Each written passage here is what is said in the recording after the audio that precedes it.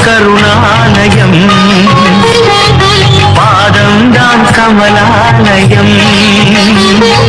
பாபா ஓர் கருணாலயம், பாதம்தான் கமலாலயம்.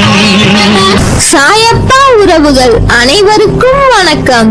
சாயப்பா மேல் நம்பிக்கை வைத்து அவரை நினைத்து கொண்டிருக்கும் உங்கள் அனைவரின் வேண்டுதலையும் சாயப்பா நிறைவேற்றுவார். என்றும் சாயப்பாவின் அருள் உங்களுக்கு இருக்கும். நம் மனதிற்கு இதமான சாயப்பாவின் இன்றைய அருள்மொழியை கேட்போமா? அன்பு குழந்தையே, உன்னிடம் பேச வேண்டும் என்பதற்காகவே இந்த செய்தியை உன் கண்ணில் பட வைத்தேன். மனதில் வலியுடன் என்னை நோக்கி அமர்ந்திருக்கிறாய். உன்னுடன் மனதால் பேசும்போது உனது கவலைக்கு காரணம் உனது கர்ம வினை என்றேன். நீயோ சாயப்பா, நான் எதுவும் பாவம் செய்யவில்லையே, எந்த வகையிலும் தவறு செய்யவில்லையே என்றாய். நீ இந்த ஜென்மத்தில் எந்த கர்மாவும் செய்யவில்லை. ஆனால் இதற்கு முந்தைய ஜென்மங்களில் நீ எப்படி வாழ்ந்தாய் என்பது உனக்கு தெரியாதே. அதன் விளைவுகளாக கூட இந்த துன்ப நிலை இருக்கலாம் அல்லவா?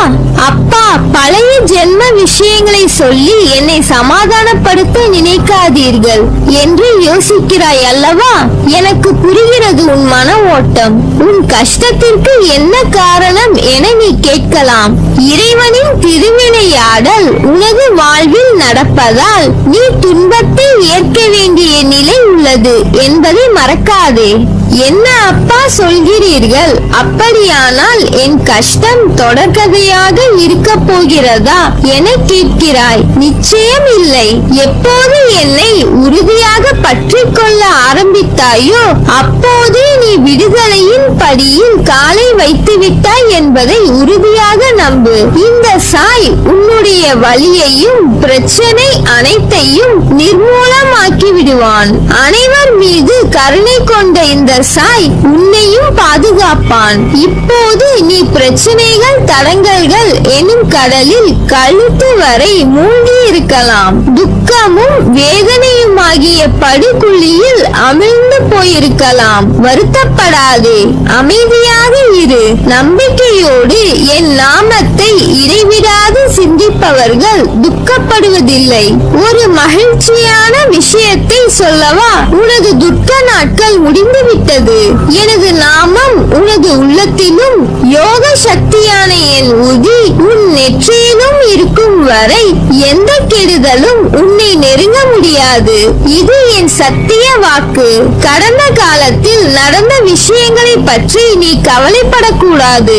எதிர்காலத்தில் நடக்கும் விஷயங்களை பற்றி யோசிக்க கூடாது. நிகழ்காலமே நம் கையில் இருக்கிறது. லட்சியத்தை அடைய விரும்புபவன் நிகழ்காலத்தில் மட்டும் வாழ்வான். எவன் எதிர்காலத்தை சந்திக்க தயாராக இருக்கிறானோ, கிடைக்கும் சந்தர்ப்பத்தை சரியாக பயன்படுத்திக் கொள்கிறானோ அவன் எப்பொழுதும் மகிழ்ச்சியாக இருப்பான். வெறும் அதிர்ஷ்டத்தை நம்புபவன் அழிந்து போவான். அதனால் அதிர்ஷ்டத்தை நம்புவதை விட உழைப்பை நம்பு.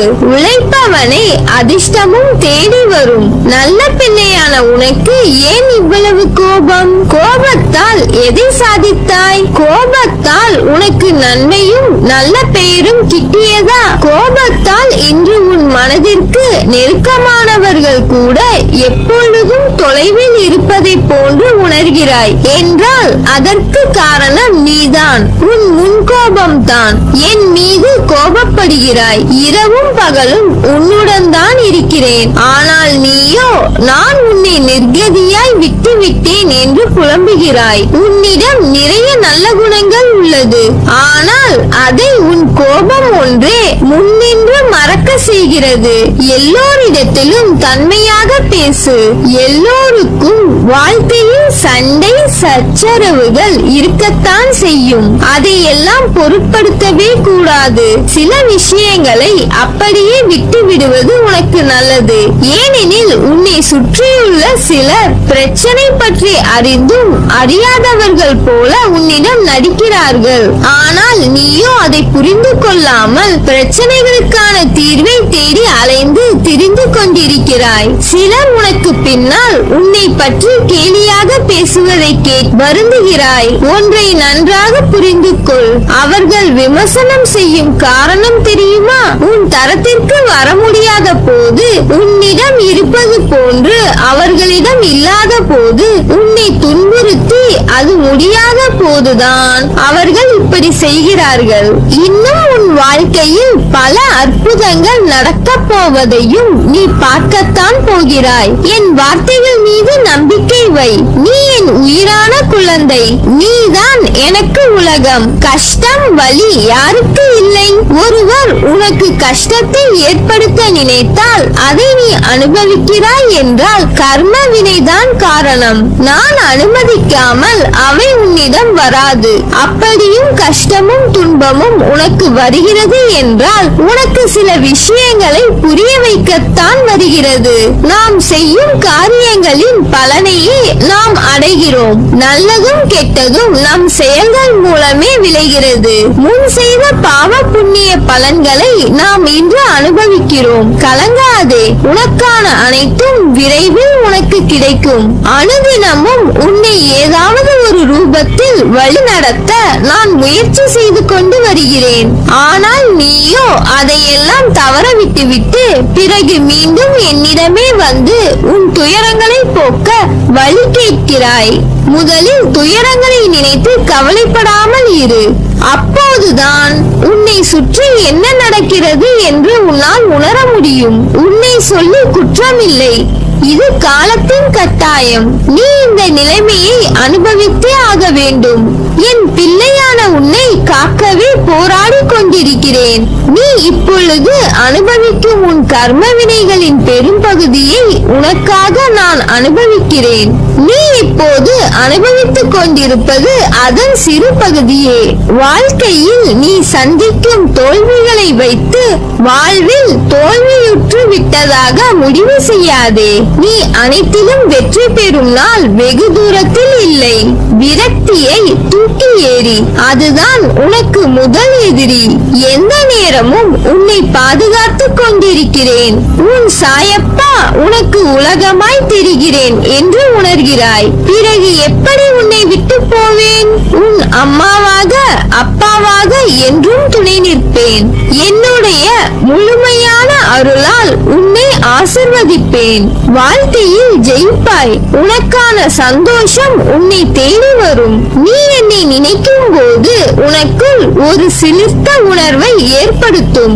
அதுதான் நீ என் மீது கொண்ட உண்மையான அன்பின் வெளிப்பாடு. உன்னை என் உயிராய் காப்பேன். வருத்தப்படாதே, அமைதியாக இரு.